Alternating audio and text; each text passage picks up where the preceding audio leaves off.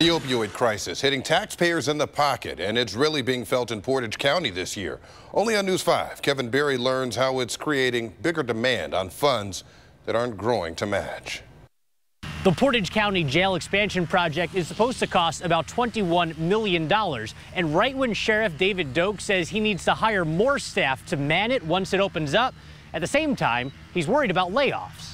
In a building surrounded by barbed wire. Yeah, that's a tough pill to swallow. Portage County Sheriff David Doak is a bit trapped. He says the opioid epidemic is sending more people to jail, especially women, and he doesn't have the space or the personnel to house them. Doing more with less, I understand that a little bit, but you got to draw a line in the sand somewhere as well. That $21 million jail expansion will help with new and refurbished facilities, and it's paid for with a 5-year sales tax increase. But for 2018, Sheriff Doak estimates he's at least $200,000 over budget because of everyday operating expenses, a deficit that could nearly double if the 5 unions for the sheriff's office employees get wage increases from negotiations happening right now. We're the big price tag, but at the same time, I need the people to do the job. His only option might be laying off part-time personnel like guards in court, with full-timers coming next if it gets bad enough.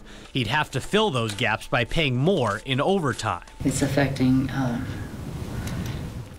just about every office. Portage County Commissioner Vicki Klein says Sheriff Doak's deficit is just part of the problem.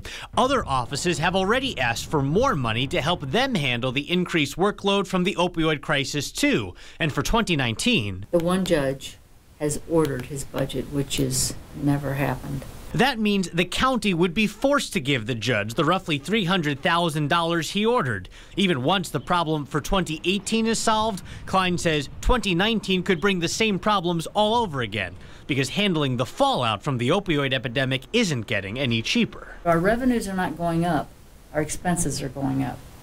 And I think this year it just kind of came to a head.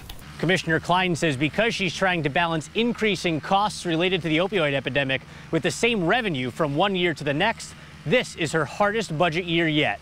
In Ravenna, I'm Kevin Berry, News 5.